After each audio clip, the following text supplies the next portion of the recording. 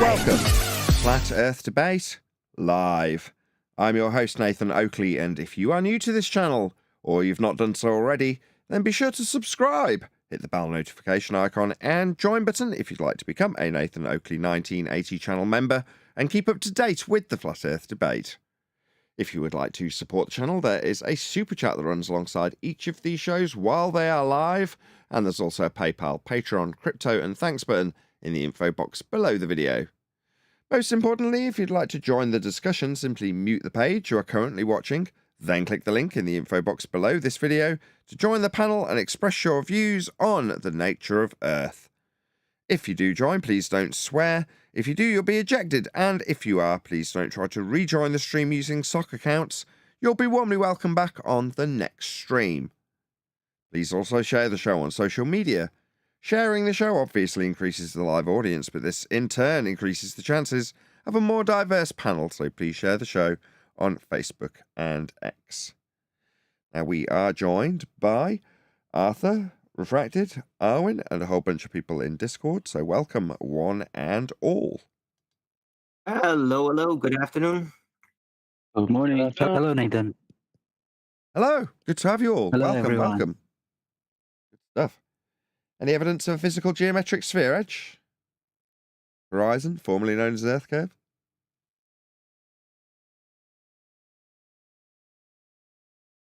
Well, it only exists in our considerations.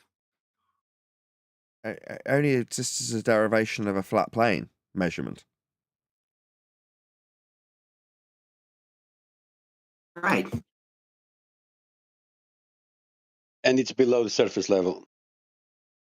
Yeah, it's the same argument. So to claim that you've got a geometric sphere edge, that's Earth curve, or to claim that the horizon is physical in any way to block things, you need to first derive the point based on a derivation calculation. It's laid bare in their own maths, with the calculation giving you that point when you have a differential between their surface level and horizontal in nature, and the eye level. That's what their maths does. That's Earth curve maths. So in the pre-show, we were discussing Bendy's ontal and the absurd necessity for anti-flat earthers when they are confronted with us to decry certain axioms. Maybe you can pick up the reins from here, John. Shout out to Ben Smith for the super chat. Go ahead. I was just going to say, normal people don't think that level and horizontal are different things. They deal with them the same. They think of them the same. It's only when they think of the entire Earth does their religious training kick in, and they try to assert something that goes against that axiom. Exactly. And when you can show it in their own mathematics as a principle that must be employed and is horizontal, level, straight, then there's not a great deal you can deny their own mathematics with.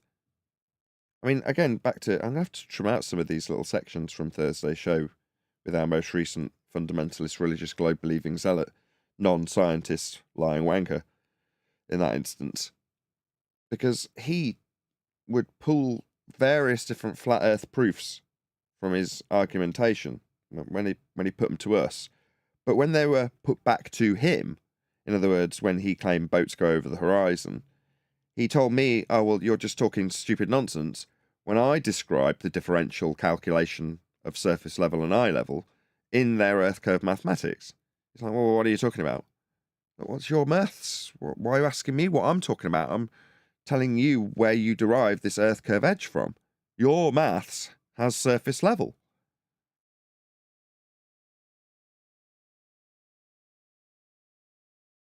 Did he deny that? Well, He said I was talking silly nonsense. Sorry. He said I was talking silly nonsense, and I put it to him that, well, you're suggesting that what I'm asking you to affirm, whether or not he appreciated that there's a differential between eye level and surface level, giving him the point that he claims boats go over, his response was, that's just stupid talk, or something like that. I said, well, okay, are you suggesting that the surface level differential with eye level in your maths is stupid. And he just shut down. Couldn't respond anymore. Yeah, it is stupid to assert that as the Earth curve. You know, like it is a trap for them in so many ways. I got to go back and listen to that show. Yeah, well, I'm going to trim loads of bits out of it. I'm sure of it. I've listened to it back twice already, and you know, there was various bits that just had me laughing a lot. So D-Rose joins at one point, and we're taking the guy apart based on his claim of being a scientist, which he wasn't. And at the end of us summarising, everything goes silent for a couple of seconds. So D-Rose is perfectly within his rights to jump in and give his 2 pennyworth, right? Which he does. He's like, you can design the best possible robotically controlled arm that can give you the best ever hand job, and you can say there's a science to it, but it ain't science. He said it much better than I did. It was just, I don't remember him saying it when we were recording, but hearing it back, I just wet myself. I thought it was very funny. You can get the best jack off ever. Don't make it science. It's just a beautiful yet crude juxtaposition between technology and science with his descriptions. That's D Rose. So, you know, you just got to through. So long as it's got the actual meat and I was gonna say meat and two veg. So long as it's got the meat and potatoes of the point, which is science isn't technology, then you know you can throw in your crude humour and it works all the better. If you've just got the crude humour, then you'll be tutted at. Anyway, let's move on. Speaking of which, any scientific evidence of gravity?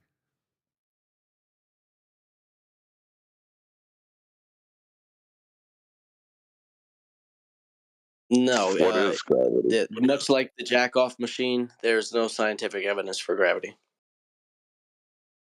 In order to have scientific evidence for something, first you need to establish something happening.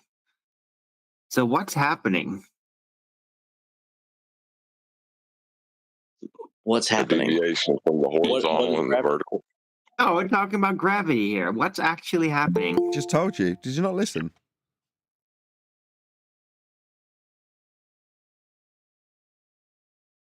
You Did who said not listen? horizontal. What has that to do with horizontal? Good question. So when you're asserting a downward vector, you're asking me what downward vectors have got to do with the horizontal, Arwin? Just have a think about that for a second.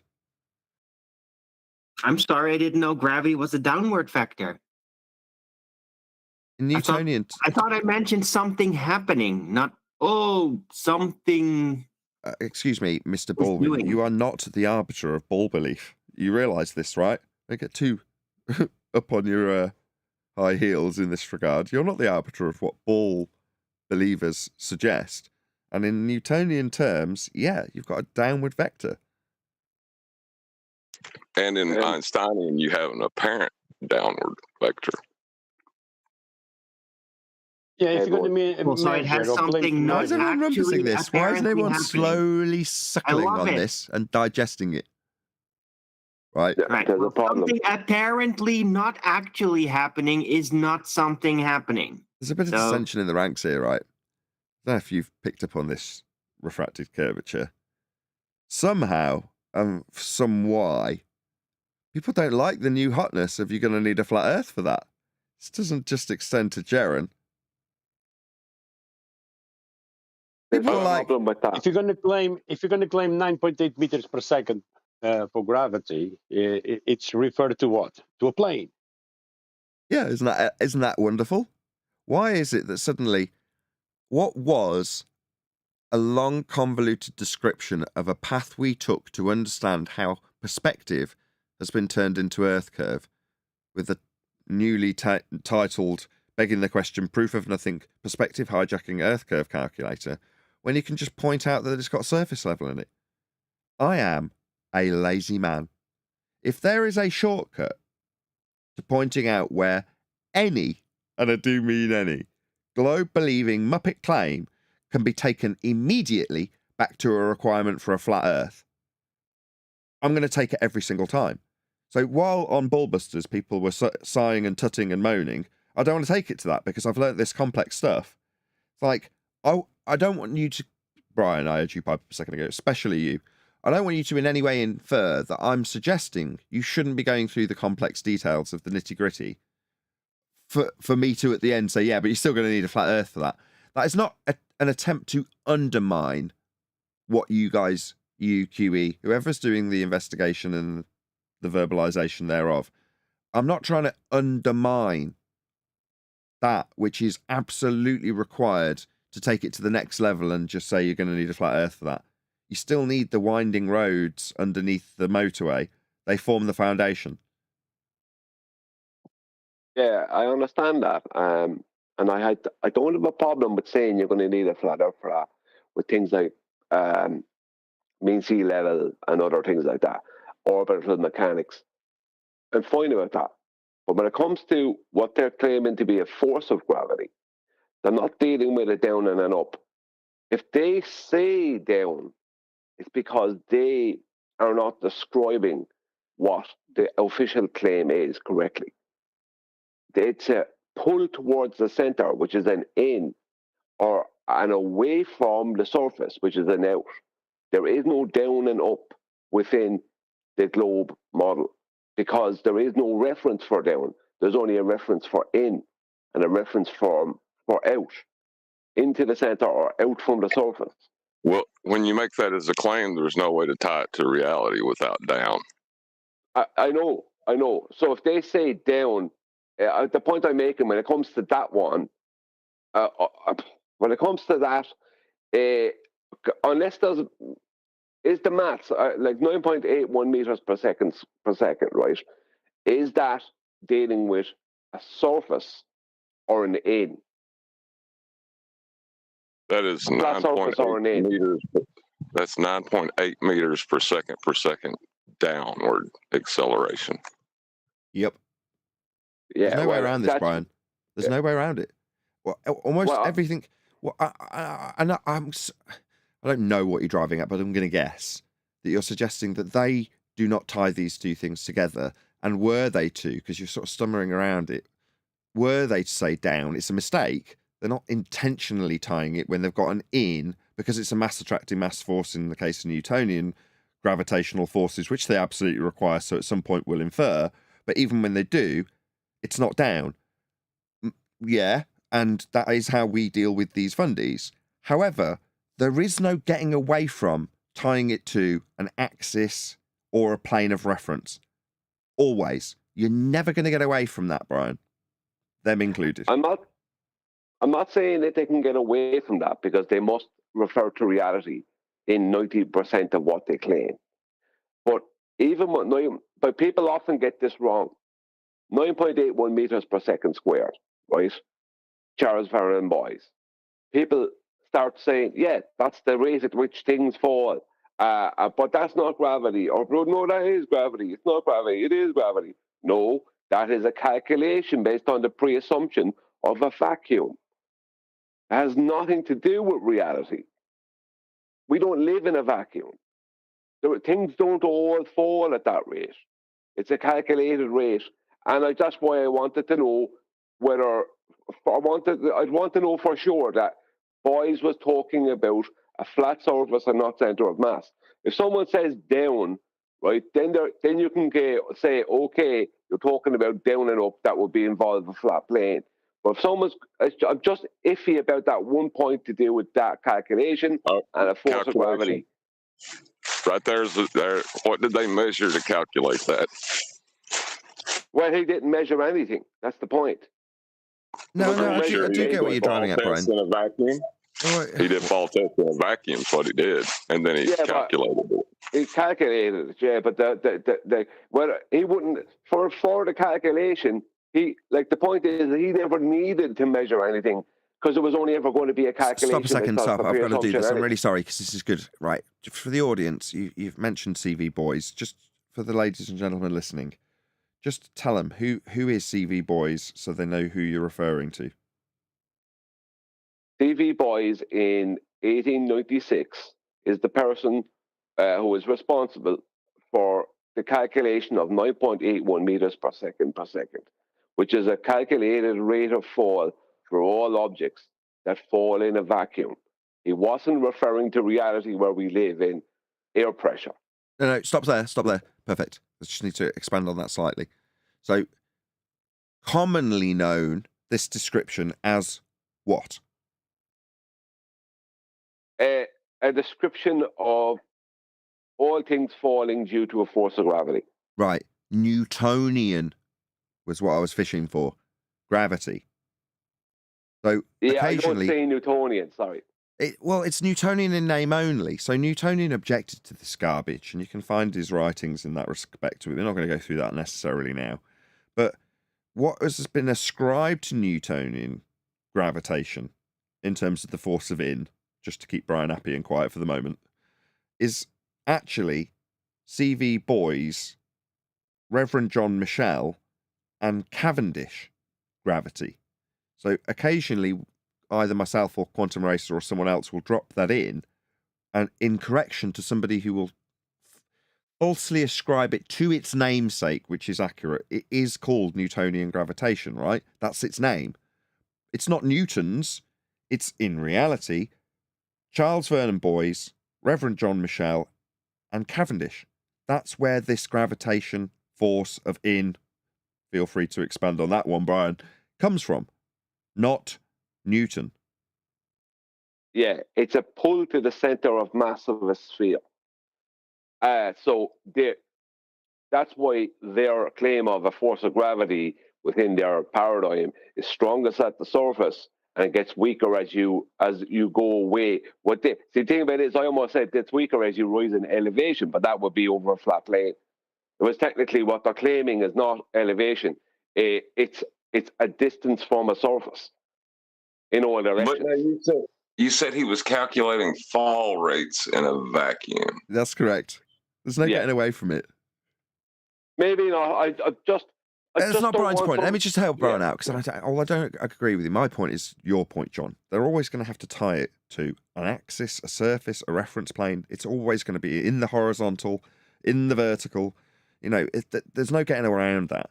However, what Brian's saying is, for them, when they ascribe the force with the calculations, the fundy we oppose won't tie it to something that has a reference to reality.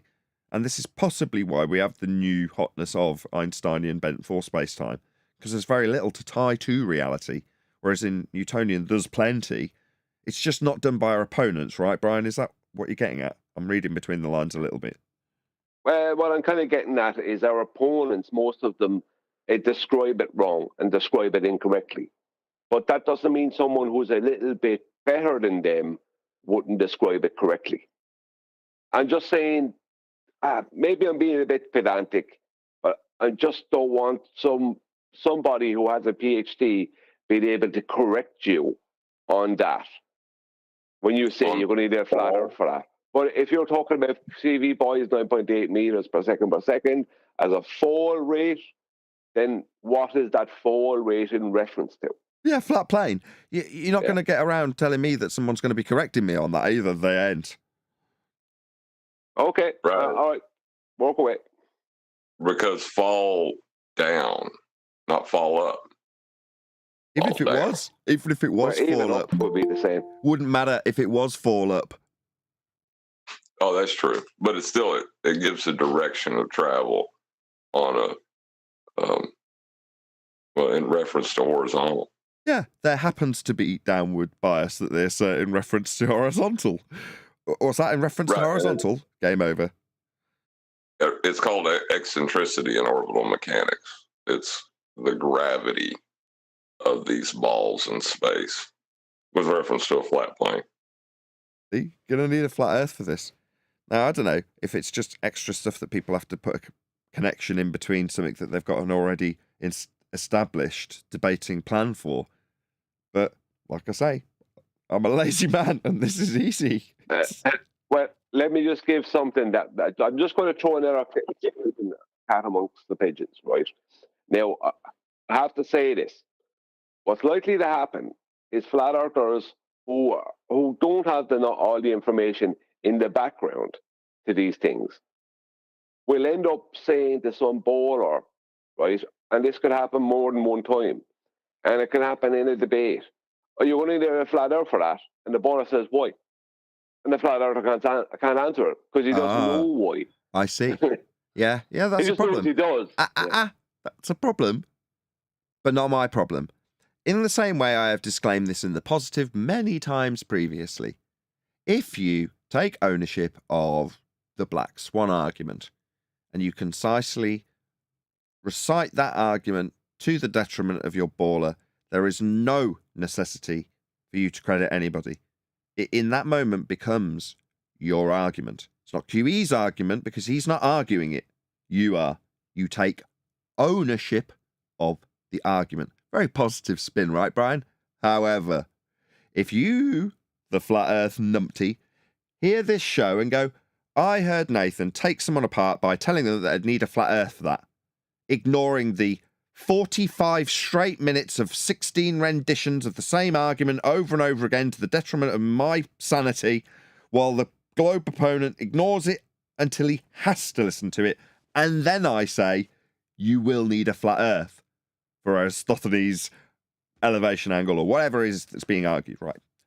Well, if you just take that and go, oh, wow, that worked really well. And then you put in front of a baller and they say, gravity, this, that, and the other, blah, blah, blah, blah, blah. And you go, you're going to need a flat earth for that. And they go, why? And you don't know, then that's you need to take ownership of that. You can't blame me for that failure on the part of some flat earth numpty that doesn't understand these arguments. My very reasoning for telling you earlier, Brian, the foundations of this motorway, you're going to need a flat earth for that, are built on the winding roads we've all been on. That's where the foundations lie. Yeah, look, I'm not trying to decry the use of it too much. I'm just saying that because it's so easy that people can get carried away with it, and they won't learn the important stuff that they need to back up that claim. Yeah. John, you can just say that, or Nathan, you can say that. But that totally happens. Go on, John. Sorry, we're both as keen to say the same thing. I don't know. Go ahead. That happens with like Coriolis effect, which on a greater level, I would say, because there's people in this arena that's been here how long that still are getting it wrong, So it doesn't really matter about the argument. If you don't understand the meaning of what is being said and why it is being said, then you shouldn't be arguing it. Join and ask. If you can't. I'm saying join and ask. If you hear it and go, wow, that was cool. That guy's head came off pretty quick with just the words, you'll need a flat earth for that. No, that's not going to be the case ever. There's a far more subtle build-up to these statements. But if you don't understand how that's been put into effect, either listen for longer or join and ask. Just say, why do you need a flat earth for gravity? I mean, we just literally went through it 2 seconds ago. That doesn't mean to say that the guy who's watching in the audience right now, like Rich Ruggs or Expedition Truth, it doesn't mean that that's sunk in, that you will require a flat plane of reference to describe it in the downward vector. But we can go through it. We can dumb it right down. No worries. Well, when a bowler says that all things fall down at X rate, right? At that point, that is actually, as Arwen calls it, confessional debating. Yep. Because they are referencing reality. Yep. That is the thing. Well, that's wrong. It's the wrong way to describe what they're trying to claim. But they can't describe it. Their initial instinct is to describe it via reality. Yeah. When what they're talking about is not connected to it. But when they describe it as that, they're then referencing a flat plane. Exactly. All things are referenced to a flat plane. All things are referenced to how they behave in reality. And in terms of how we're referencing things with respect to the horizontal or the horizon, we reference it to the horizontal and to the horizon. There isn't any sudden distinction that must make it ball-shaped to make it work. Quite the contrary. If you try and bend axioms like level and things go wrong pretty quickly. And that is true for the ball. People don't actually deal with the world as a ball. But when we again discussed this in the pre-show, when they invoke a flat plane, it doesn't, for whatever reason, suddenly invoke cognitive dissonance. It doesn't suddenly make them prick their own ears up and go, oh, did I just say Earth's flat? No, they do not. They just do it and get on with it. And then when it comes to going to the Church of Heliocentrism and discussing the space or watching a moon landing, they go, get their popcorn and just gobble it down. They're not going to suddenly go, hang on a second, didn't I just measure Earth flat earlier? No, they don't. Now, I had this experience with my sister. So she had several boats, and in order to take them out, she had to learn how to do celestial navigation.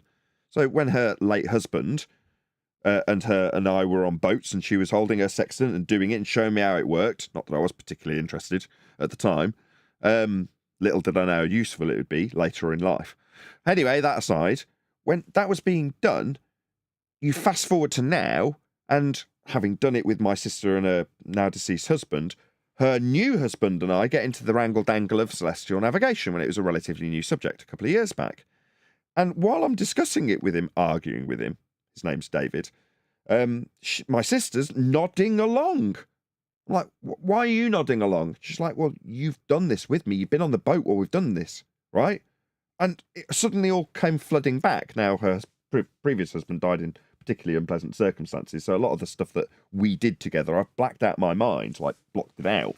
So suddenly all that stuff came rushing back in. Oh yeah, sunbathing on the decks of boats that you and also called Dave, coincidentally, both husbands called David. Made it easy for her, I guess. Anyway, but that particular Dave, as opposed to David, was doing this exact process with her. So she's not going to not nod along. She's been taught how to navigate flat. So there's no exception when I'm talking to her about drawing out circles and measuring angles to stars. She's nodding because that's how she's been taught to do it. But when she was taught to do it, she has at no point questioned the validity of the sphere Earth she thinks she's standing on. She's just learning how to navigate on a flat plane, and that's fine and dandy. No cognitive dissonance was ever present. Until I said, yeah, so you are actually navigating Earth flat then, aren't you? And the answer from my sister is yes, absolutely without question. Because she studied it, learnt it, and employed it when she was out on a boat, or boats. So from that perspective, there is no cognitive dissonance until we get here. This is my segue. And that's when you end up with people like Craig fight the flat Earth. Now, I'm not entirely sure why Jerem would invite a convicted woman-beating criminal onto his show, but I mean, it takes all sorts, and obviously maybe Jerem was unaware that he's inviting woman-beater Craig onto his show to what? Promote the fact that he beats women and gets convicted by judges who describe him as outrageously violent. Maybe Jerem can let his audience know why he's putting outrageously violent woman-beater Craig on his show. But we'll critique it nonetheless. Maybe the same question could be asked of me, but I will disclaim before my audience that I absolutely do not approve with convicted violent criminal woman beater fight the flat Earth doing anything. Maybe being in jail, but you know, that's up to the judge who described Craig as outrageously violent when he convicted him of a crime of outrageous violence. But there we go, that's up to Jaron, and who he has on his show is up to slip to him, and it's come into my feed, something that we need to critique. So regardless of his outrageous violence, he's got stuff to say about the globe. Maybe he'll talk about beating women as well. I don't know. I haven't watched this, but we'll see. Anyway, any precursors to this? Anybody want to add before we start getting into the wrangle-dangle? Anybody know where we need to start as it's over 2 hours long? I'm going to guess if not. Is that a no? No, Nathan, feel free to start where you are. Okay, I will. Nathan. Oh, Yeah. So around the 55 minutes mark, I did make a remark in the Master B Skype, but back then I was just 1 hour into the video, and it sounded great, but after that it was a downward spiral where the flat Earth KALEB also showed that he does not have a very good grasp on science and the scientific method. So I think the meat of the conversation starts at around 55 minutes.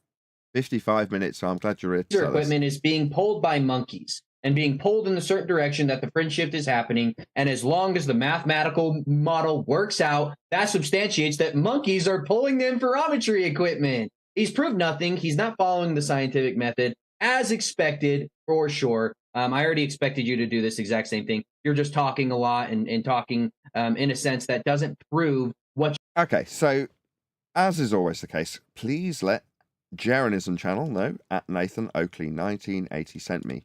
So we will get back into this in a moment, but just so the audience is aware what we're covering, it's Debatism, Craig, FTFE versus KALEB, and it's on Jeranism's channel. So I've put a link in the live stream chat here and now, in the vain hope that should Jaron ever respond to us, he would do the same, share the love, maybe mention us specifically, like I'm doing for him now.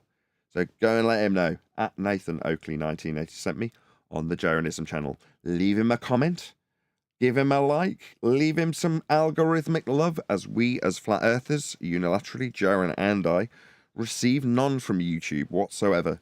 So with Jaron or anybody else that we cover in this respect, who has a considerably larger audience than I, we would hope that we would be offered the similar algorithmic love that we are sharing with them now, or you specifically, talking to you in the audience, are sharing with them when you click on that link that's going by, and let them know at Nathan Oakley 1980 sent me. So please do that now. We will hopefully jabber on through the same call to action for a few more times while people do that, and then come back after leaving their little comment. And then hopefully we'll be back in business, unless anybody has actually got anything to add before I do get back into covering the video, as we should be doing, waiting for people to come back to the live stream. Almost 93 people. No, 93 people watching. Almost 100 people watching, I should say. Hopefully, a few of you will share the show. Smash that share button if you've just come back. Share this show. Get this algorithmic love as you're here already.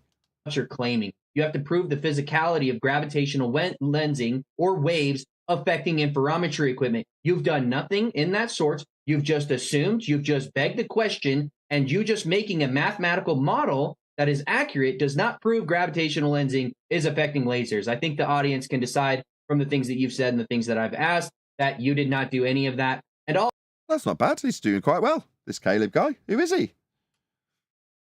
Also, mathematical models famous on are TikTok. not proof. Say again? I thought he was doing He's all right. really famous on TikTok. Okay. Yeah. He I did can a see good why. job, and there were parts in the first 55 minutes where he grabs Craig by the balls, you know what I mean. But what is pertinent to our discussion is science and the scientific method, which is why I pointed out to 55 minutes. And make sure you listen up 57 minutes onward, where KALEB pronounces that science does prove things, and anyone who thinks that science does not prove things is illogical, basically. And there was Jaren moderating the debate, who sides with the globe earther in saying that there are no scientific proofs or scientific proofs do not exist. Okay. I mean, I like this guy already. I mean, I've only heard 30 seconds of him, but he seems really charismatic. He seems to know his stuff. So far, so good, at least. I mean, like I say, it's been a limited amount of stuff that we've heard from him. But he's managed to sum up his position with respect to Craig's argument. Well, one spoiler. Just from his summary, I know what Craig's There's one argued. spoiler. Say again? He might as well be an ether believer. Oh, really? Yeah, I was going to say that. It depends on what he's talking about interferometry. Yeah, fair enough. It sounds like a response to Craig, though. Oh, I mean, I'm reading between the lines too early. Let's listen on. Proof of anything. Math is descriptive, not explanatory. You must use English to explain anything that exists in reality. You cannot use math to definitively suggest the existence of any phenomena or claim phenomena or physical thing in existence. You cannot use math. You must use words. So just because the math works out on the guess of the gravitational lensing affecting the lasers in no way, shape, or form substantiates the bending and warping of spacetime or gravitational lensing caused by black holes hitting each other. Let's move on to the next point. You do realize, KALEB, though, that there's no such thing as scientific proof, right? You don't think... Why would anybody do it then? What a clown. Just that the laws of thermodynamics prove that high-pressure systems seek low-pressure systems? That's not science. Okay, yeah, we're off to a bad start. You're right, Arthur. So Arthur's point is to say I pointed it out in my comment. Yeah. So his opening statement in respect to science was terrible from Craig. Science doesn't prove anything. Okay, why would anybody do any science for anything? Why claim science for anything? Why is it being used if it's not proof? Why say it? That's just some stupid statement that anti-flat earthers seem to want to make. Saying that science doesn't prove anything is the most illogical. Hey, I'm talking. Are you just going to talk over me? You good? I just wanted you to be aware that in science, there is no the concept of proof. I don't believe in that. I think science does prove things. I don't care what you believe, but there is no such thing as scientific proof. If Cool. you're trying to prove in science, then you're not doing science. You're doing pseudoscience. If you're proving things with science, you're doing pseudoscience, are you, Craig? Okay. What's the definition of pseudoscience, Craig? Something that doesn't follow the scientific method. There's no Right. Uh-oh. Way to snatch your own wing off, Dumbo. proof in the scientific method. So if we go through the scientific method, which is based in logic and establishes cause and effect reasoning through a suppositional statement that A would cause B, and alternatively, A won't cause B, only one can be proven true. This is something I had to take Jaren through. Yeah? With the end of the process, Jaren going, well, you know, if you're proving your null, yeah, you're proving your null then. Bloody hell. Yeah, I don't know. And right here, Nathan, right here, Craig uses the term the scientific method. He says the scientific method, but before it comes to this point, he was quoted saying that there is not one scientific method. It depends on the context, what you're talking about. And many people have many different versions of the scientific method. Some have 3 steps, some have 4 steps, likewise. And now he's talking about the scientific method. Right. Yeah, but he's defining it within the context of what is pseudoscience. Well, pseudoscience is a much more useful definition because it's a claim of science which has not been through the scientific method. So it's much more specific. Well, that means that anything with the word science next to it that has not been through the method is pseudoscience. Well, then we need to get to the nitty-gritty of what the method is, and I've just detailed in terms of logical consistency. The outcome of an experiment can only either, one or the other, prove that A causes B, or prove that A doesn't cause B. Upon variation of a presumed cause, it either causes the phenomena you're studying, or it doesn't. But if it doesn't, you prove that it doesn't.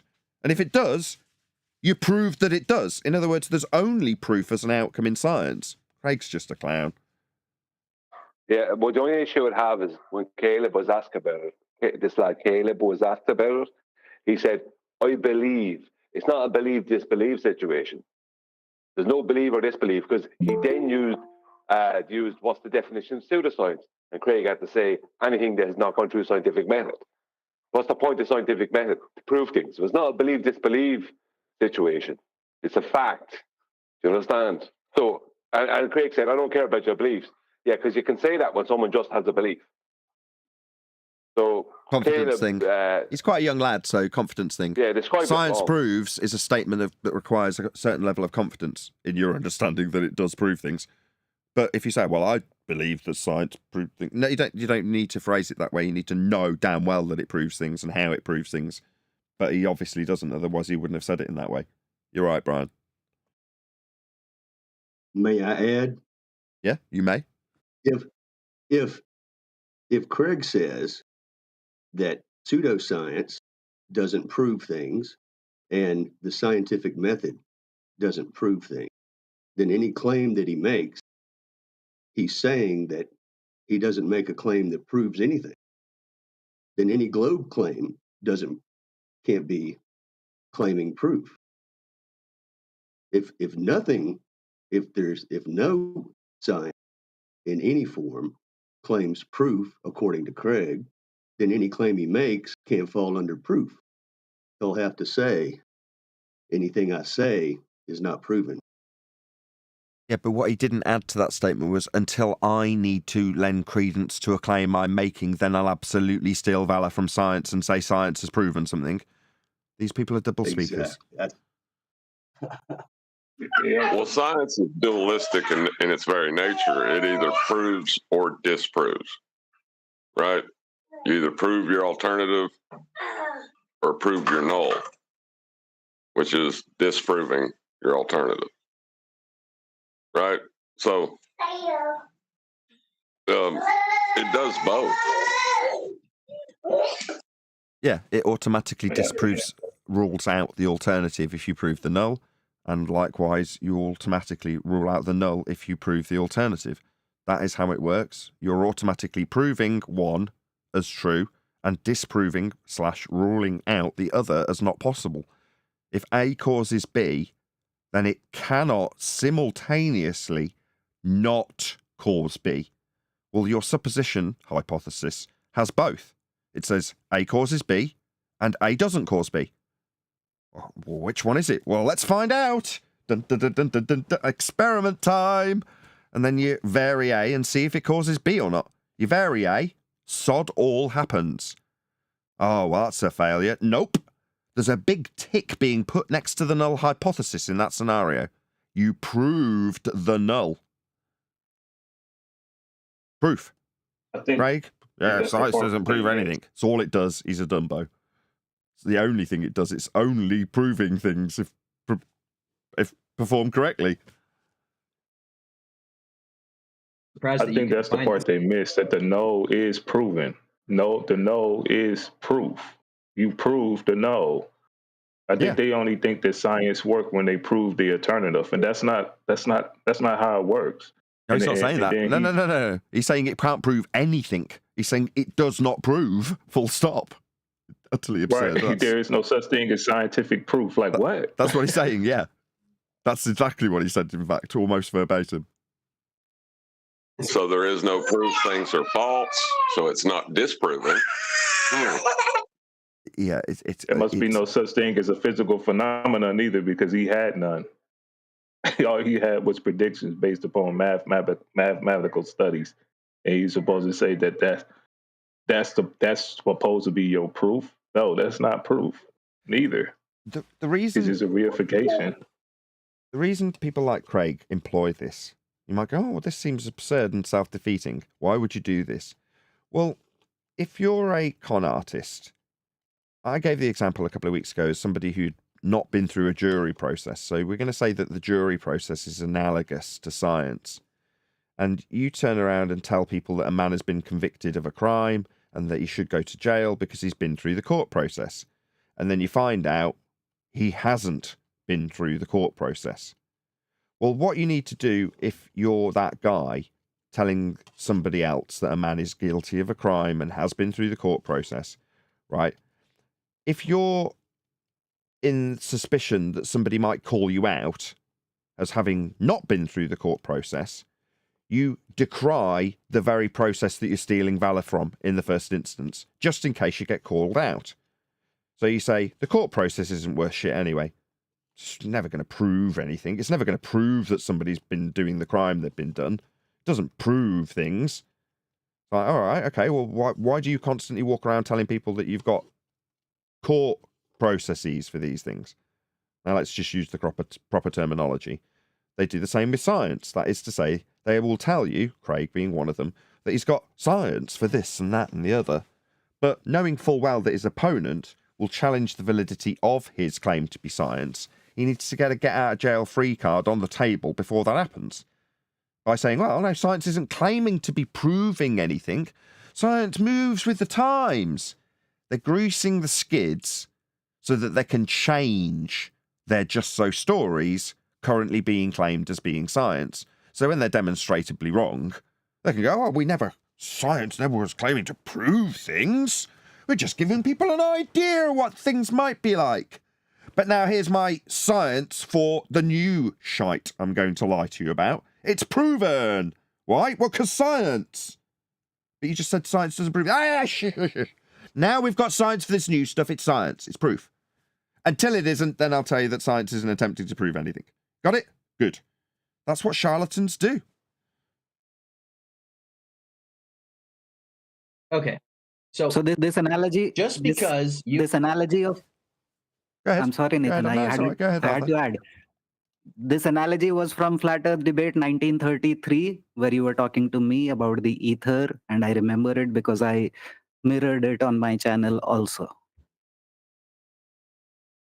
Yeah, it's hard to understand because it was a slightly different example because that was coincidentally about Jaren. Because with that example on that particular show, I do remember me giving you that example, but it wasn't the same. Because in that example, it's because Jaren's calling science out as scamming people, saying science doesn't prove things with slightly different motivations behind his words. So he's saying science, unlike Craig, science is trusted by Craig and not trusted by Jaren. But when I say science isn't trusted by Jaren, in reality, it should be the charlatans claiming to have gone through the court process, aka science, when they haven't. But when some scammer comes along and says a man's guilty, and you say, "Oh, right, guilty because he's been through the court process," and you go, "Yeah, court process, yeah, court process," but that doesn't actually mean that the guy stood in front of a jury and a judge and had due process. He just said the words court process, yeah, and that's been happening for ages. Jaren comes along and goes, "Oh, right, so you say he went through the court process, but he's clearly innocent when you said he was guilty. Hang the court process. The court process is evil." It's like, no, the court process wasn't being adhered to. Nobody went through the court process. They just said court process, and everyone suddenly believed that there was a bloody jury trial and a judge and due process. But in reality, Judge Dredd stepped off his motorbike, said "I am the law," threw the man in jail, and when anybody asked if that was legit or not, Judge Dredd said yes, he went through the court process.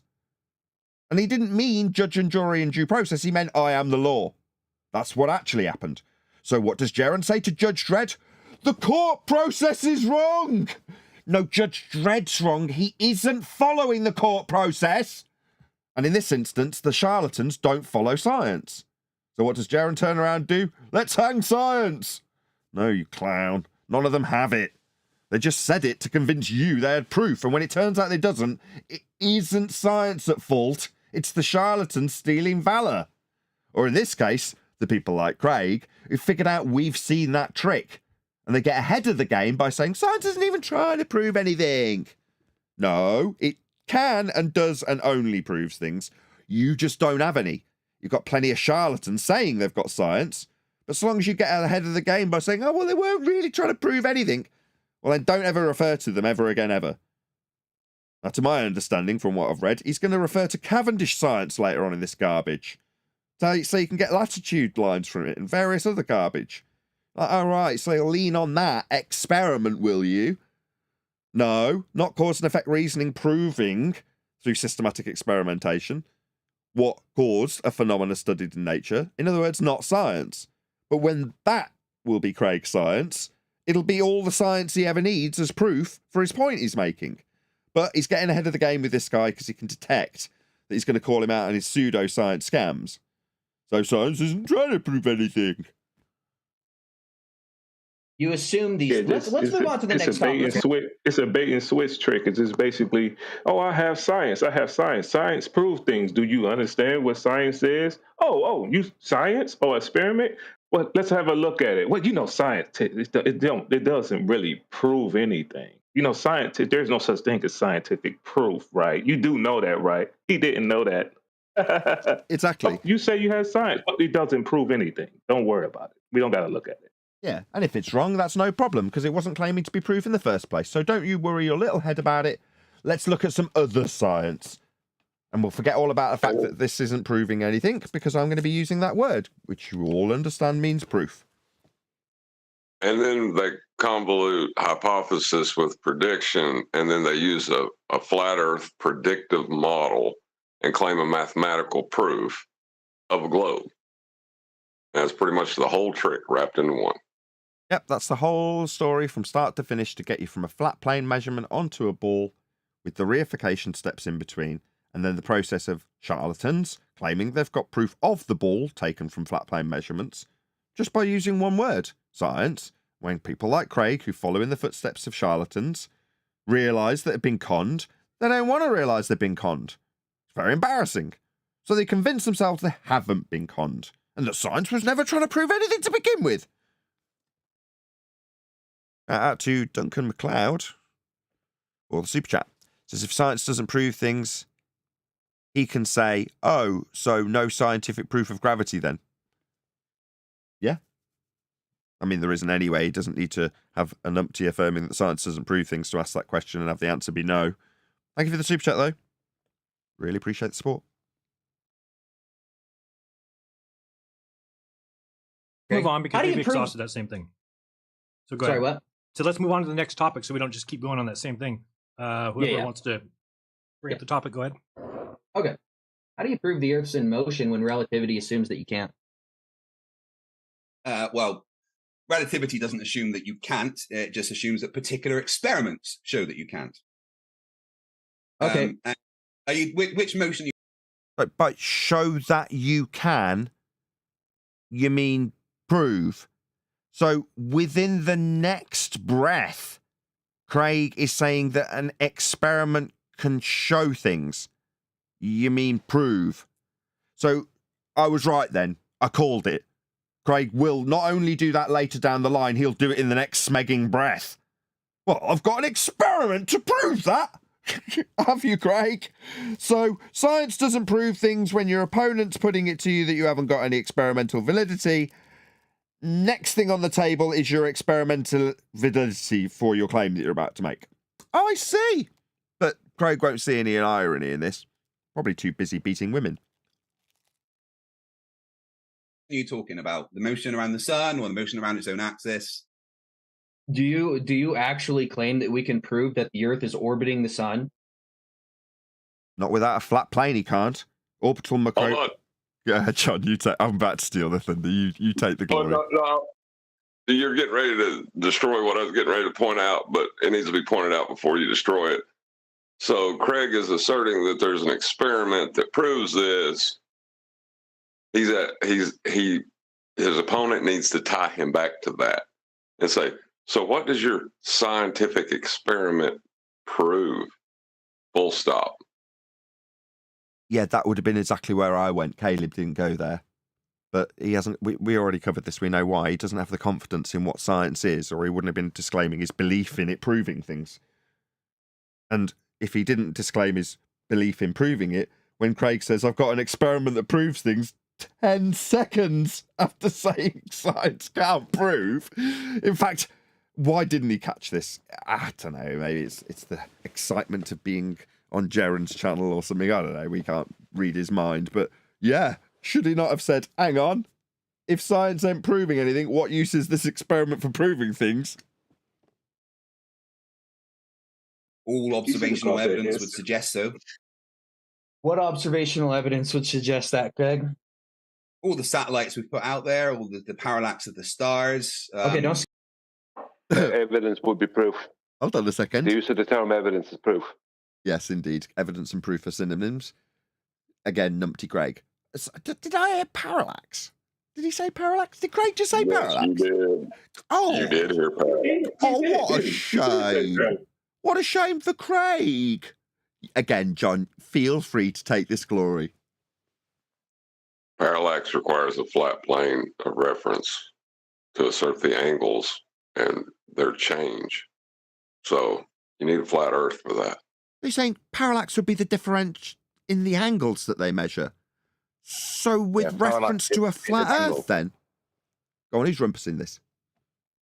I was just supporting you to say that parallax, by its very definition, is the differential between two angles taken from a flat Earth. You then just calculate the difference of those two angles at different times of the year to get your parallax. Oh, Craig, bless you. It's so nice of you to offer up these flat Earth proofs, like elevation angle measurements to stars and their differentials across seasons for parallax. You're going to need a flat Earth for that, Craig. How embarrassing. Not just beating women that's embarrassing for you, also the fact that you're utilising a flat plane for these parallax angles. Oh dear, oh dear, oh dear. See if KALEB catches I just want to add that parallax angles are elevation angles, so they're using right-angle triangles. So when they claim that elevation angles are not right-angle triangles, ask them about how parallax is done then. Because they're using right-angle triangles because they're elevation angles in parallax. So not only are they using a flat plane, they're also using a right angle triangle, which means that they're not just using just two lines, which is just an angle. Elevation angles are very specific. They're always a right angle triangle by definition. Maybe as I've said, share the algorithmic love, go and let Jaron know, and timestamp it. 58 minutes and 20 seconds. You're going to need a flat earth for that parallax measurement, Craig. You mean angles measured off a flat plane? Just really rub it in. At Nathan Oakley 1980 sent me to tell Craig at Nathan Oakley 1980 sent me. And you're going to need a flat earth for that parallax angle off a flat plane. And yeah, love. One at a time. You asked, so I was going to give you a list. Just one at a time. I'll destroy each point by point. How do satellites suggest we're orbiting around the sun, Craig? That's incredible. I've never heard that. That is that very specific claim, but the orbital motions are derived from flat plane angles also. I didn't hear what you said. Because they can see it. Because they can see it. So you have a video of us orbiting around the sun from a satellite? There's videos in space that show the Earth and the sun doing the things that we expect them to do. Are there? Craig thinks there's videos of orbital motion. I'd like to see those. The video. Well, DirecTV had a good one for 24 hours. If I show you a video of my girlfriend dressed up as Bigfoot running around in a forest, does that prove that Bigfoot exists? Why would you ask for the video to immediately dismiss the video? That is very dishonest. Answer the question, Craig. If I show you a video, hold on, I'm talking. You're gonna. I know the start of my sentence interrupted the middle of yours. Okay. Hey, that sounds familiar. Hey, do you like the show, Caleb? That's a bit telling. I think it was the wrong way around. Though. It was the wrong way around, but still very telling. But with just a little bit of refinement, I think Caleb would be a lot more efficient in his butchery. Like, really, all we're watching is someone butcher a cow at this point. I agree, but he definitely knows his way around the blade, doesn't he? I said that to start off with to kick off. I know this has been offered up by who offered this again? Oh, it was Arthur, wasn't it? This has been offered up by Arthur for critique of both Craig and Caleb. However, he started strong, and he's quite a young. Maybe it's just my resolution, but he looks like a young lad. But he seems pretty sharp to me. Yeah, but he should have. A better thing to do there is to say, let's see the video that Craig is claiming does something. Let's see this video. So then Craig has to go and get the video, or else say, well, I can't go get it now. So when he said, well, if I dress my girlfriend up as Bigfoot and film her in a forest, does that mean that Bigfoot exists? That allowed Craig to say, so you're dismissing the video. I mean, no, he'd be better off saying, let's see this video that you're claiming proves something. You know, then he has to produce this utter nonsense that he's going to produce. Yeah, and that's what I said. Oh, yeah, I'd like to see that. But, you know, juxtaposing it with Bigfoot, fair enough, I suppose. If I show you, answer the question, just yes or no. If I show you a video, it wouldn't be. How about a yes or a no? Or the Earth supposedly going around the sun, does that prove we orbit around the sun? It's evidence for it. Does it? I would agree, Craig. God, I don't have to be bloody agreeing with Craig. If you show me orbits, then I'm going to believe in them. If you can show me them. They can't, though. There is no orbital motion to be observed. The closest you're going to come is them referring to a two-dimensional representation through a telescope of what some light in the sky does, namely a moon around another planet. What's a moon? What's a planet? How are they describing it in this two-dimensional view that we have? Well, it's described with Kepler's orbital mechanics. That's what we get. But those descriptions of things moving around are the things we do not get to see. Craig's saying, well, it's evidence. As Brian's just pointed out, well, let's see it then. You think we've got evidence of Earth as a sphere moving around other stuff? I'll happily look at it. More than happily. And if you've got it, and that's what it actually is, then I'd accept it on the spot. Wouldn't you? You'd be fooled not to. Sorry for stepping in. Well, if you pay attention to what he's saying, what he's saying, he's not even saying that he even have a video of that. He's saying he have a video of what you suspect to see. So it's not even a video of the Earth rolling around the sun like he's trying to make a claim of. He's saying what we suspect to see in the video. So you could just say anything. Like you could imagine it, you can imagine anything in the sky. We suspect to see the moon do this, or we suspect to see a light do this, or the not actual sun do this, and that proves that the Earth is revolving around the sun. That's not a video of the Earth literally revolving around the sun. That's why he need to make claims like that. Right. Yeah. Well, what he's saying is that when he says, "This is what we'd expect to see," what he's actually saying is, "This is what I'm going to use to beg the question with." Yes, that's precisely. What he's saying. Exactly. If I'm going to assume that the sun, when moving from horizon to horizon, is actually traversing a spherical surface in a spherical path, then I'll show you a sun rise and set, and use that to beg the question of a spherical surface. In other words, it'll show when it needs to show when I beg the question. Precisely, Brian. Right, but the descriptions... Just 1 second, John. Go ahead, Joe. Reg. Yeah, Reg, Joe. Yeah, I was just going to say, it's just basically affirming the consequence. It's just, this is what I suspect to see, therefore, the Earth is revolving around the sun. We see the sun do this, so therefore the Earth is revolving around it. We see the moon do this, therefore the Earth That's what he do. That's what he does on his own videos. That's the videos that he was talking about. No, absolutely correct. He's going to affirm the consequent. If P, then Q, Q, therefore P. Absolutely spot on. Go ahead, John. Well, I would like to address the P statement in that, because it's not necessarily the Earth, it's the plane of reference. Because these orbital motions are happening with respect to the plane of reference. So if the plane of reference, if I observe this motion from the plane of reference, then orbits. Orbits. Oh, right. This is genius. So rather than if P, then Q, Q, therefore P, what you're saying is it's if F, then Q, Q, therefore P.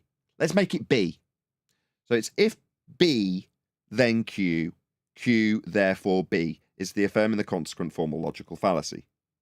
But John is suggesting that the thing they start with would normally be in this affirming the consequent. If Earth's a sphere, then we will see exactly what we expect in this video. We do see exactly what we would expect in this video, therefore Earth's a sphere. John saying, nah. Redron normally would be correct. He isn't. Because if Earth is a flat plane icon reference for angles for orbital motion, then Earth is in motion, as we see in this video that will show exactly what I expect. And we do see exactly what we expect in this video. Therefore, not Earth is a plane of reference capable of giving me angles for orbits, but Earth's a sphere. So it's if F flat, then video, therefore ball. Right, John? Yeah, it's just complete non sequitur. It's fallen completely to pieces. There's no form to it. Yeah, when you point out that they're not affirming the consequent of a sphere because they're using a flat Earth to affirm it with, it all falls to pieces even as a fallacy. Terrible. Go ahead, Arthur.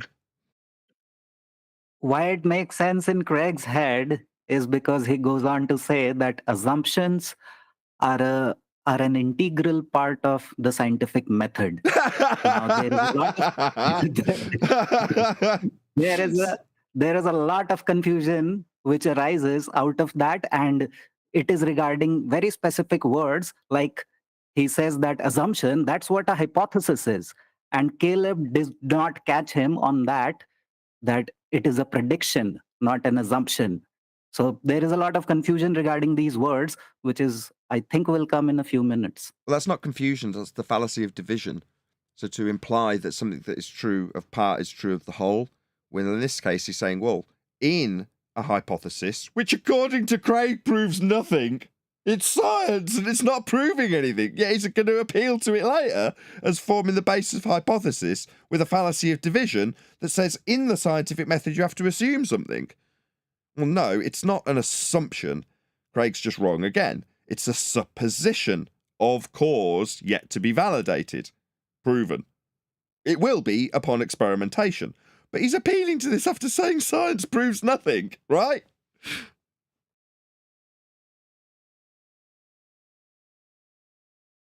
Does it prove it?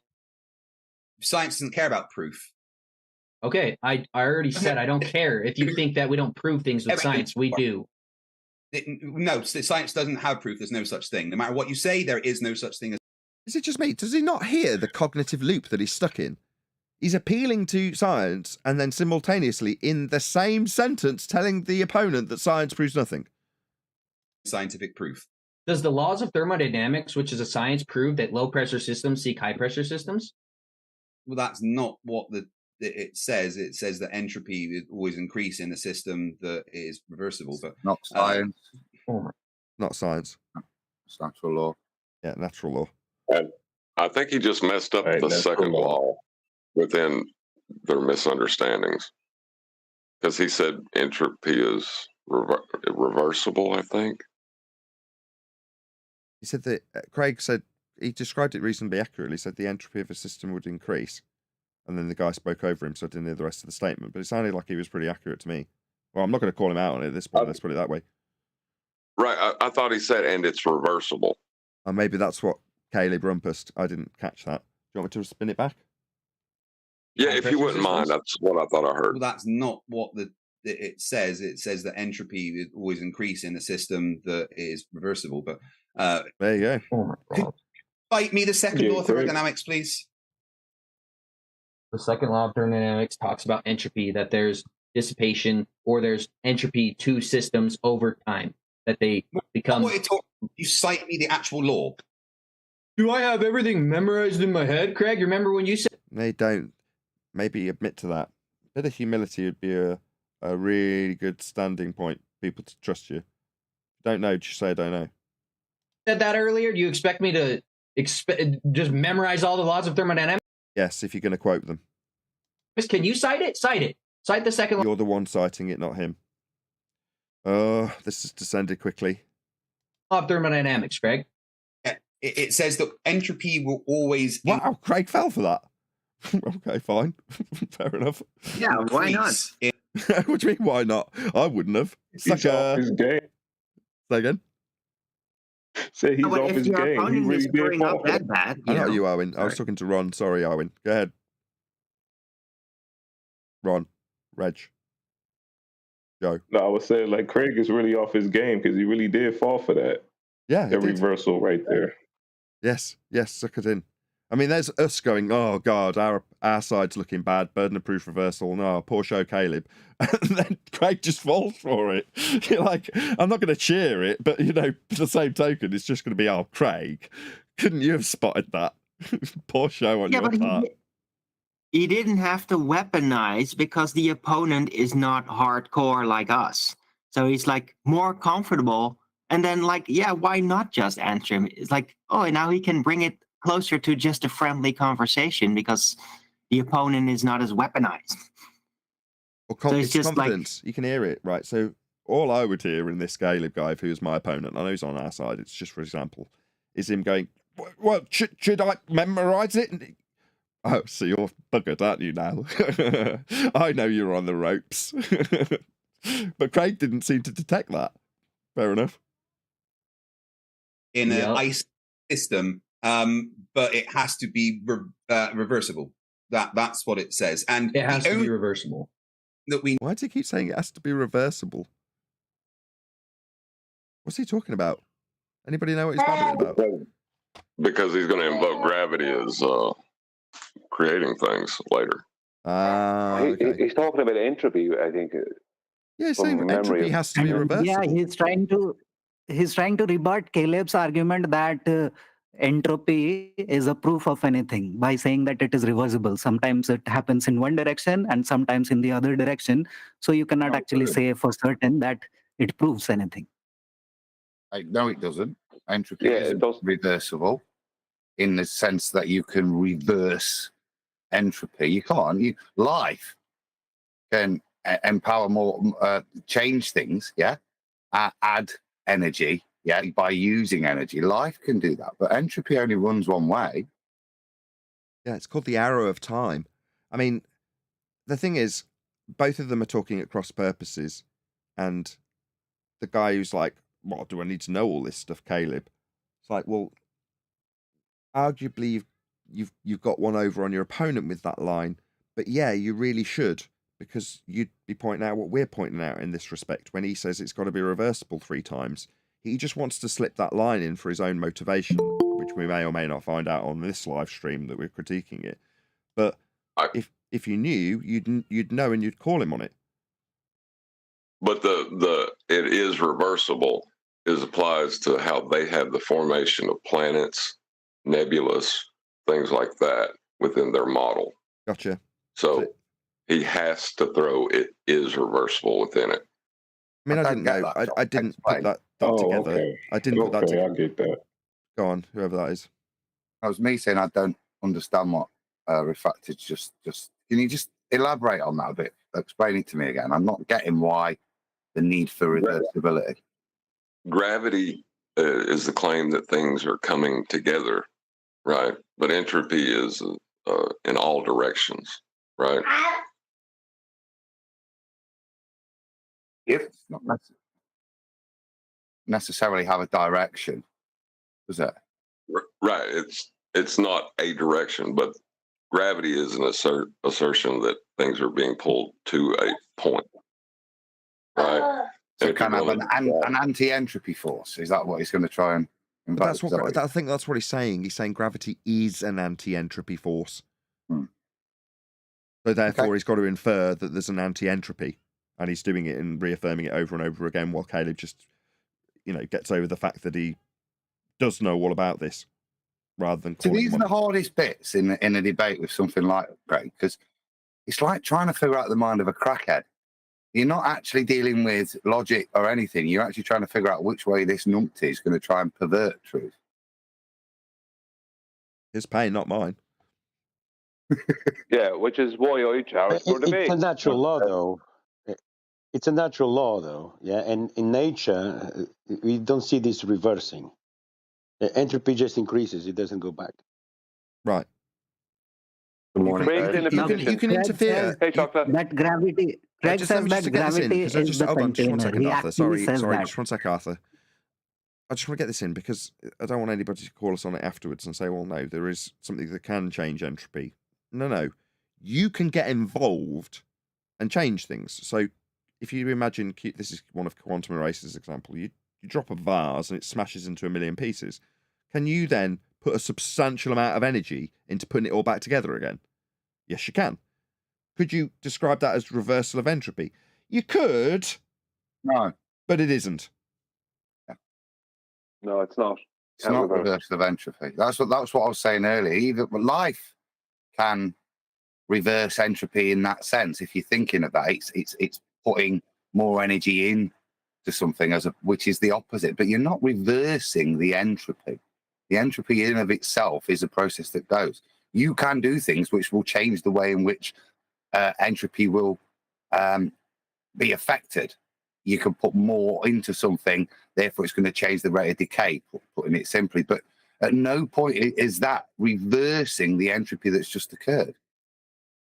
Just changing something to allow a different type of entropy to take place on the thing you've just changed it to. Right. The only way to overcome it is with information and energy. And if he's going to try to invoke gravity, he's going to have to invoke gravity to be a natural force in order for him to say that could cause an effect to reverse entropy. Yes, I think that's how this cause and effect. Yeah, exactly. I think that's how this whole convoluted process is going to be tied up nicely in a bow by Craig shortly, because we've got cause and effect reasoning, science not proving anything, natural laws that are merely descriptions. So we can all see where this is heading. Anybody here? Anybody here? Hey, Chocolate. I said low to chocolate a few minutes ago, but it was just in the middle of other people talking. Sorry. It's all good. It's all good. I didn't. I totally disrespected you.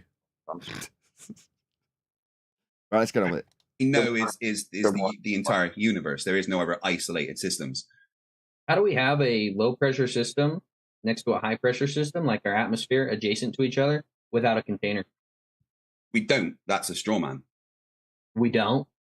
No, we don't. What's happening then? We have a gradient of pressure. That's it. There is more different. So a gradiated pressure is still a pressure, which would require the antecedent consequent put to you by this KALEB guy. So you can't have gas pressure gradients without it pressing on something, without it first being gas pressure. So that's a delta X rebuttal. Go ahead.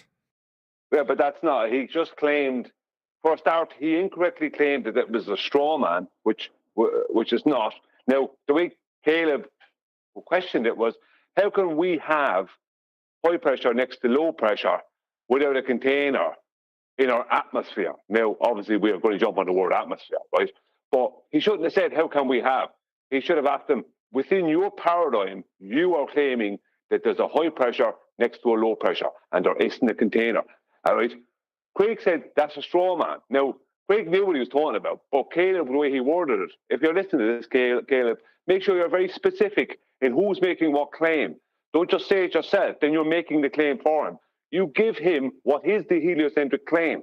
And when he says that's a straw man, which it isn't, that is the facts, right? They are claiming there is no container, right? So but what Craig did, hang on, let me finish. What Craig did then, after saying, which was a complete lie, that KALEB just strawmanned him, he then answered him with a red herring. KALEB didn't ask him about a gas pressure gradient. He asked about gas pressure, not a gradient. The pressure itself. That's what he asked him about. And now Craig is going off to answer it by telling him about a gradient of pressure, which is, as you said, Nathan, delta X. Which, if you remember, Sabine Hosselfelder, on her video, one of her recent videos, corrected herself for making that claim because she was shown in the background that that's wrong. Because they're listening to people like us, that is not wrong. Just because you want to claim there's a gradient of gravity doesn't mean that the gradient of gravity is the cause of the gradient of the air pressure. She said, and she even said herself, if you think about it, it's absurd to make that claim. So, right, but the horizontal boundary of a gradient, how does that apply to spheres? It doesn't. I understand that point as well. I'm fully aware of that point, but I'm working purely off their claim because they're not claiming a flat plane, right? They're claiming a gradient, okay, but they don't realize they're claiming a flat plane at that point. Like John's just pointing that out. You don't have to be hostile about it. It's not like we're saying you don't appreciate it, Brian. We're just saying it's always worth pointing out that in order to assert this gradation, he's going to reference it to sea level. That's a horizontal plane, a flat Earth. He will require for this. That's notwithstanding what you went through, Brian. Not at all. He has to be more careful. And for the KALEB guy, right? I know Brian might seem harsh. He's very Irish, but he isn't. He's a lovely, lovely fella. He's not being harsh because he's saying you're wrong. He's saying that to sharpen your argument, you have to be hyper-specific about who's claiming what and how they're claiming it. In this instance, you and your globe claim infers that we have gas pressure next to a vacuum. That is not possible. As opposed to, how do we have gas pressure next to a vacuum? Oh, KALEB, so we do have this then? No, just be a bit more careful about how you phrase things. We're sharpening you up, not saying that you're dull, by the way. Right, Brian? Yeah.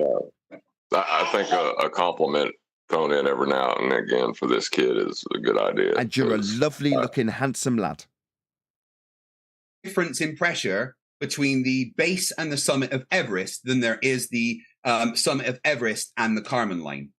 Are you going to get the elevation of ground level, Everest level, Kármán line level? Are you going to need a flat plane to calculate all of those, Craig? Dun, dun, I don't believe dun. Well, I have to say this now. Go on, Chocolate. I'll go after you. Well, you're going to say something. Nah, I don't believe they're still saying that.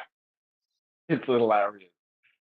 Yeah, well, but I look where I go. Like, I mean, I wouldn't bring that topic up. I'd leave him bring up that topic. That's another thing. Leave them bring up their own nonsense, and then you just rebut it. But if a topic came up, I'd be very specific by pointing out that I bring them to. So you're claiming gravity gives weight to the air, then I bring straight to vacuum weights. It's over. The whole thing is over at that point. Now he'll do his best to try and make it not be over, but it is. At that exact point, there is no heliocentric model. It's over. Because they need that, like, a force of gravity to be their container for the air, right? But that takes away that stupid claim in the first place. But that vacuum weights take away that claim completely. Basically, his question was really, how do you have a gas pressure gradient without a container? Forgetting that you need a container for pressure at all in the first place, Craig. Yeah, but his red herring that Craig tried to throw up to get away from what you guys are talking about, he invoked a flat plane. So it's that flat plane versus flat plane again, you know? Yeah, we're going to drill this. We are absolutely going to drill this for the next however long it takes for people to appreciate it.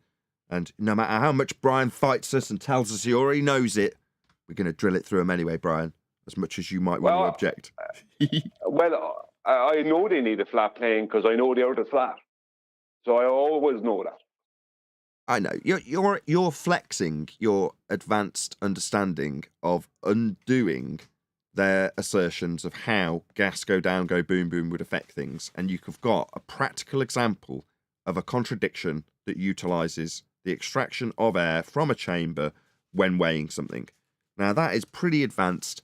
And like I say, I do not in any way want to discourage you from flexing those intellectual muscles in this regard, because the foundations of the highway that is Route 90, with us hollering at anti-flat earthers, you're going to need a flat earth for that Kármán line, because its height is referenced to sea level. You're going to need a flat earth to claim a gas pressure gradient and ask about what it would be doing at Everest's height with respect to sea level. You're going to need a flat earth for this. But you also need to understand how there's a practical example that Brian will give you in terms of what would occur if gas go down, go boom, boom in their gravitational nonsense. So, Brian, to show the utmost respect to what I appreciate you going through and me not studying, that's for sure, can you explain exactly that now to the audience?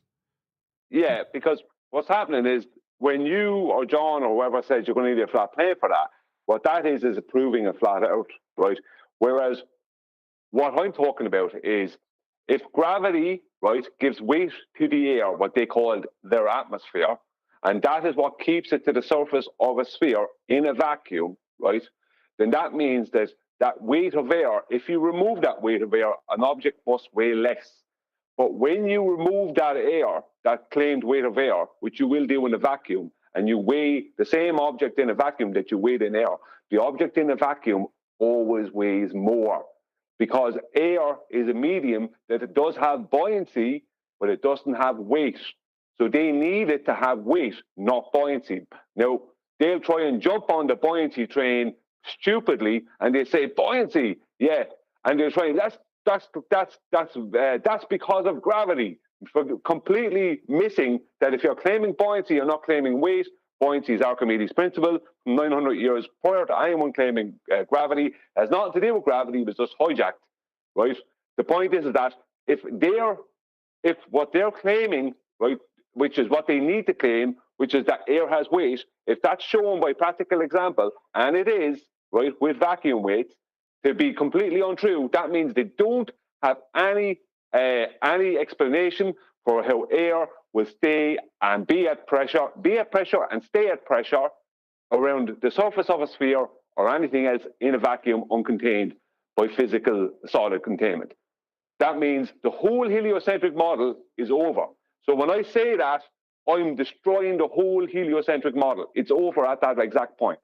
Now, some people may not understand why, but it's because if you don't have air being stuck to a ball at pressure in a vacuum, then you don't have any heliocentric model. But when you say you're going to need, or John says, or someone else says, you're going to need a flat Earth for that gradient, then that's a proof that the Earth is flat, not a debunk of the globe. So one completely debunks the heliocentric model, not just the globe. The other proves that it's flat, or alludes to it being flat. Absolutely. There's a distinct difference between showing how something cannot possibly work if Earth was a heliocentric sky vacuum-based ball model, and how their heliocentric ball-based model has been derived from a flat plane. They're very distinctly different things. One, for me at least, is easier to cut to the chase with. The other requires an exemplary understanding, which Brian exhibits. I'm just lazy. But, still excellent stuff, Brian. Thank you. Arthur, have we covered the majority of what you were hoping would be covered in terms of the scientific method misunderstandings between KALEB and Craig Womanbeater? Yes, but it goes a downward spiral from here now, where KALEB starts to display how he hasn't watched much of the flat earth debate or ballbusters, but there can be two cases. Either he's in the process of watching your videos, or the other more dreadful possibility is that he may be in touch with people like Witsit, who are feeding him all that electrostatic difference causing a downward vector, and that is actually gravity. It is decided by density and buoyancy equilibrium. He seems to have displayed that in the second half of this debate. You really don't like the Etherites, do you, Arthur? What downward vector? There isn't a downward face vector. a lot of them. So there yeah. isn't one.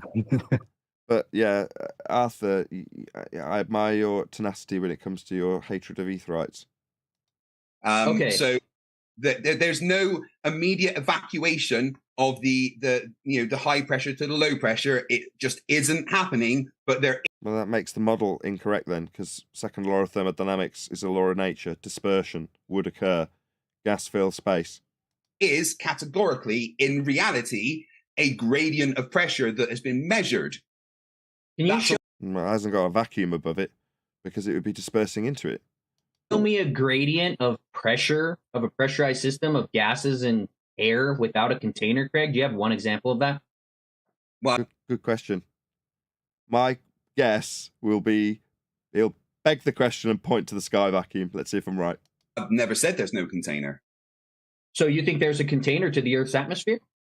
Well, everything is contained within the universe, and gravity specifically contains the Earth's atmosphere. Okay. Wow. Didn't we call that?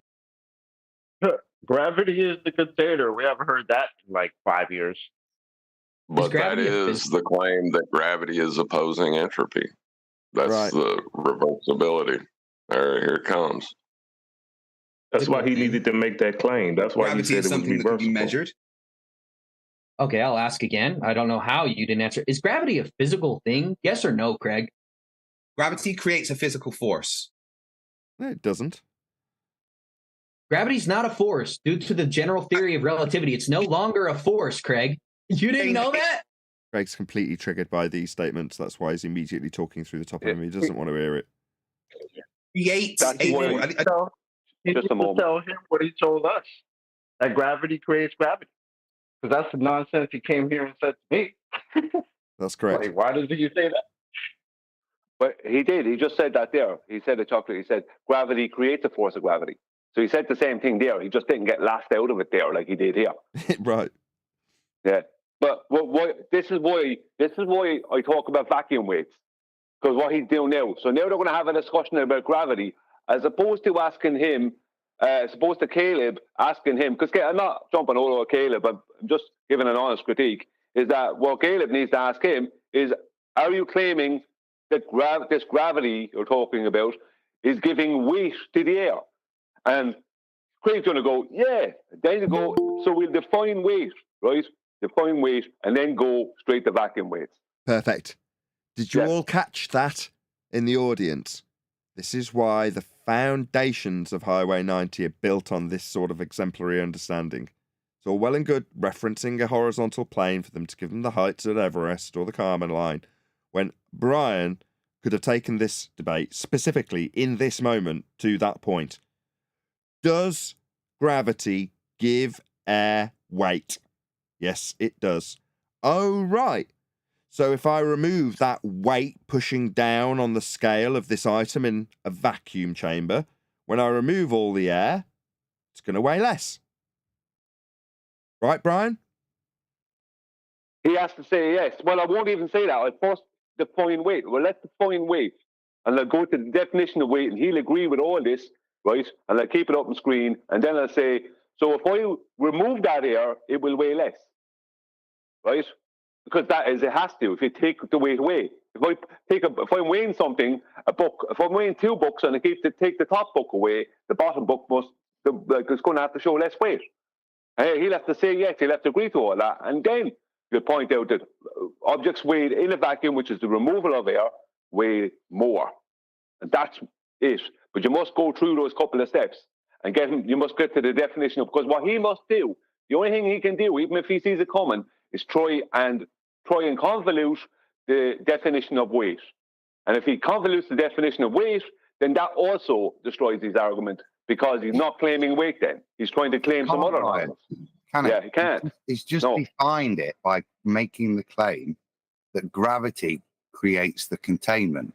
It creates the containment by creating weight on gas particles. That's his claim. That is the ball claim. When we was arguing with trying to show Arwin last week why this is a really good destruction for the baller, because it takes them straight to that fundamental. So no matter how they describe it, they are invoking that weight equals m times g, and that's what allows this gradient, the containment caused by gravity, by the invocation of weight on gas particles. Exactly. It's playing them at their own game, Arwin. So rather than, oh, right, so gas go down, go boom, boom. No, it doesn't. That's absurd. Gas disperses, second law of thermodynamics. What have we got? Oh, well, gravitation reverses entropy. So then you got to have the exemplary understanding disseminated by Brian when you say, okay, so gas has got weight then. Gas go down, go boom, boom. No, because that will put them on the back foot. You just have to get them to take the logical steps through their rhetoric, which infers that gas has weight. Once you've got them there, you've got them by the balls, right, Brian? Yeah, and you must keep it simple. Go through those steps, be methodical, and keep it simple. Because if you don't keep it simple, if you give them any route or any alleyway to convolute things, they will. And they want to talk about different types of gravity and what gravity does and how gravity works. They don't want to get in. They won't want to get into, we're claiming that the air has weight, right? It doesn't matter then what they're claiming is giving weight to the air. They're claiming air has weight. And then you go through the definition of weight. And then you can even use what Adam just said. What is the supposed cause of weight? W equals mg, right? He has to agree to all that. Then you go to vacuum weights and completely annihilate the whole heliocentric model. There is no heliocentric model after that. Literally at that point, the person who's after bringing them to vacuum weights, you can literally get up and say, thanks for the debate, goodbye. It's over. Because if you stay there, you're going to want to try and convolute things. The point is that there is no convolute. All he can do is claim buoyancy.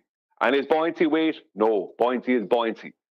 Right? Regardless of what he wants to claim is the cause of buoyancy, doesn't mean anything, right? That's a nothing claim anyway, right? But that's just, they hijacked it. But the point is that buoyancy isn't weight. But it still invokes weight. It invokes the RDD disequilibrium via m times g to give weight, and then differentials of that. They still invoke m times g. Now, when that's fine and until you deal with gases, yeah, you're still getting that buoyant effect that should be there, because in doing so, they are, as ridiculous as it sounds, and you don't necessarily have to go there, go gas, go down, go boom, boom. You can take that point at the end. I will just keep reiterating that their fundamental statement is that air has weight. And you've got to get them to agree to that, because that's how it sticks to their ball. And once you've got them there, then Brian's weight in a vacuum destroys it. It just destroys it. They can have buoyancy. It still means weight. weight meaning m times g. Yeah, because they need it. See, just to add to it, Nathan, so people understand, when they are claiming buoyancy, what they're claiming is for a helium balloon to go up, then it's going up because the weight of their atmosphere is coming down, pushing it, displacing it up the way. So they're claiming that the air has weight to cause that. So their air must have weight, right? Their atmosphere must have weight to cause a helium balloon to go up the way. Imagine it like bouncy balls, Brian. Just imagine bouncy balls being the gas, and you pour it into a fish tank. You get the idea. Yeah. So Perfect. not down then, because that's what I hear whenever I hear buoyancy. Not down. Not buoyancy is a hijack. Sorry, Tom. Yeah. But buoyancy was just hijack because they had. Sorry, come on. I was just going to say, isn't that the reason that, like, people, when they get to the level of Neil deGrasse Tyson and they say, when they're asked what gravity is, they don't give a response, so they can't be pinned down like that? Probably. Yeah. Yep. Right. Just so the audience know about buoyancy. Buoyancy is Archimedes' principle, 900 years prior to anyone claiming anything to do with gravity, right? At least 900, if not more than 900. But it's definitely 900 years before Isaac Newton was born. So buoyancy is fully understand. It's a density differential. That's what it is. That's the cause of it. Density differential between the medium and the object. That's what buoyancy is. So they can claim that all day long, right?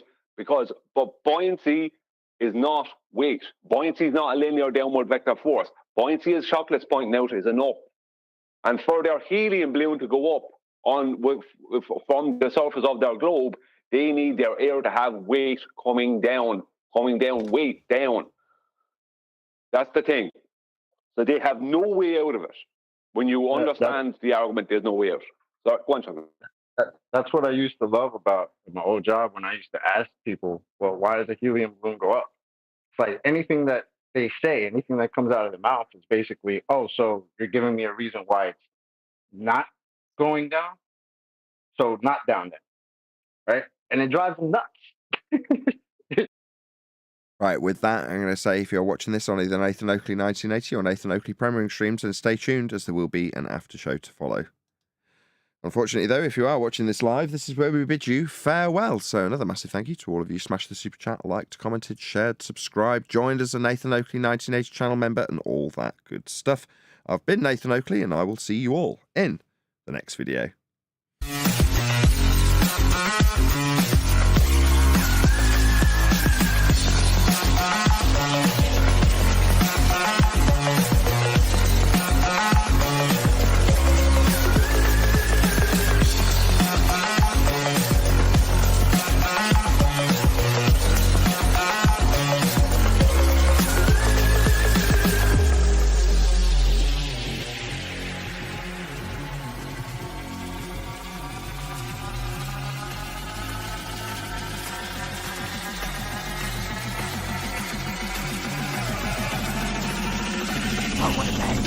What a lovely day!